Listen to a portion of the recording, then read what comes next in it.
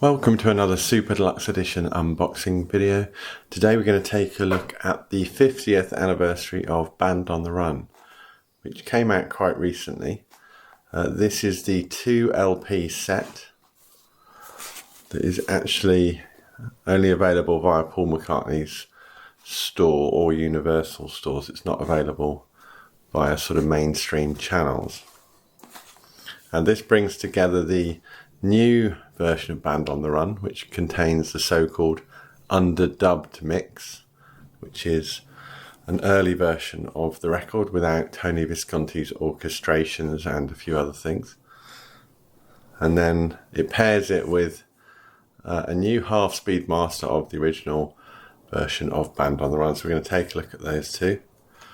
The first thing to mention about this package is, as always with Paul McCartney's physical products, it's done very well, lots of attention to detail. I do like, rather than just recreating the album cover again, I like what they've done here. This is embossed. The recreation of the photos looks really good. The original typography as well, that's either debossed or embossed. So very high quality front cover. Nice sort of touchy-feely aspect to it. Quite a nice change from seeing what is a classic album cover, admittedly. But I think that looks good. Differentiates it from all the other versions that have come out, because it has been out a lot, this record. And then on the back here, it lays out what we were looking at. So 2 vinyl records, Band on the Run.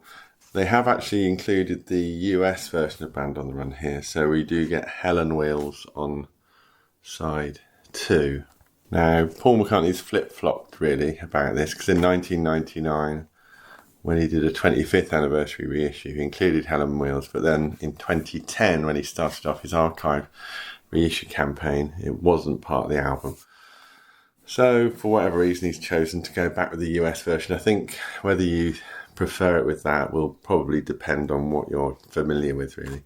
As a UK listener, I actually prefer it without Helen Wheels, but it doesn't really matter too much because I've got so many versions of this record anyway. The underdubbed version of the album, this is quite interesting. This is as it was on the 14th of October 1973.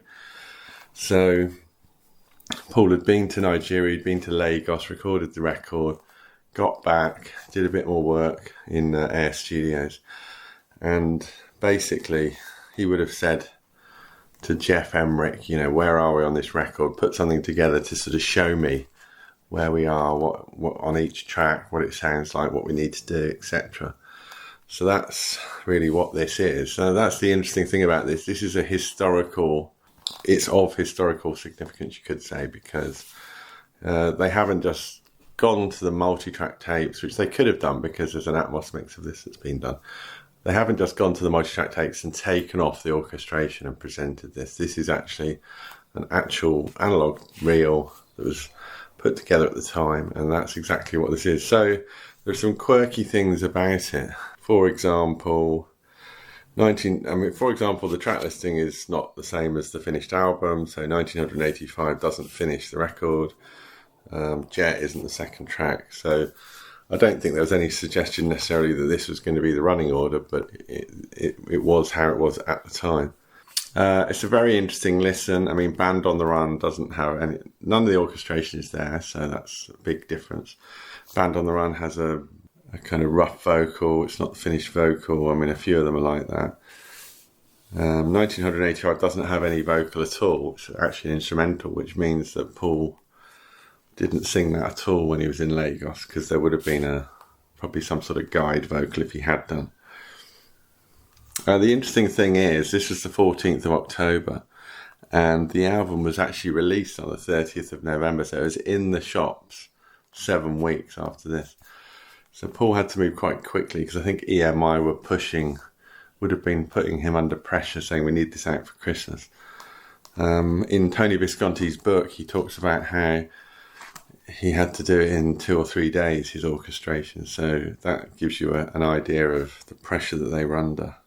So the original album here has been cut by Miles Showell at Abbey Road at half speed, etc., etc. So let's have a look at what's inside. It's pretty straightforward actually. It's 2 records. This is the half speed of Band on the Run, and then this is the underdubbed mix version of it. We'll take a look at that in a second. One notable thing with this is you don't get the obi strip on the half speed master. If you buy it separately, you do. What I'm talking about is the there's Wildlife. All the half speed mastered pressings have come with this obi strip. There's a sort of brown goldy coloured one for Band on the Run, but you don't get it in this 2 LP package. So if that's important to you, you're gonna have to buy it again. There's not too much to say about this Band on the Run. It replicates the standard packaging. You do get the half speed mastered card, which if you've got any of the other half speed cards you'll be familiar with. It has a little embossed section at the bottom there. But apart from that, you get the poster. This recreates the original poster, the Polaroid snapshots poster. This is exactly as per the original. There's Bryan Ferry. I always wondered about Bryan Ferry, whether he was in Lagos, but apparently that was in London after they got back. And then the inner sleeve is as per the original lyrics. There's the label. So as you can see, this has got Helen wheels here on the back, which indicates it's the US version. In fact, the layout of this back cover is slightly different. So the US version, Denny Lane's in the middle. There's a few other minor differences. If I reach over for my original, there's a UK original, so you see Linda's in the middle. So that's an interesting little quirk there. So that's the original version of Band on the Run, half speed mastered. Now this is that underdubbed mix. It has a very nice sort of textured sleeve here. This is a sort of recreation of the visa for Nigeria, Lagos. Recreated here. It's a little stick-on thing. Nothing on the back, but the inner sleeve takes the pattern from the visa, sort of recreates it. You do get the Polaroid snapshots again, but this is an entirely different set of Polaroid snapshots. So this isn't the same as the other one. So this is actually quite interesting. I don't know if these have all been published before, because some of them ended up in the book from 2010, but not all of them. So some of these are kind of new to me. Like there's Tony Visconti with Paul. So that must have been when he was doing the orchestrations. So it's actually quite interesting, this alternate snapshots. As I say, some of the pictures are familiar, but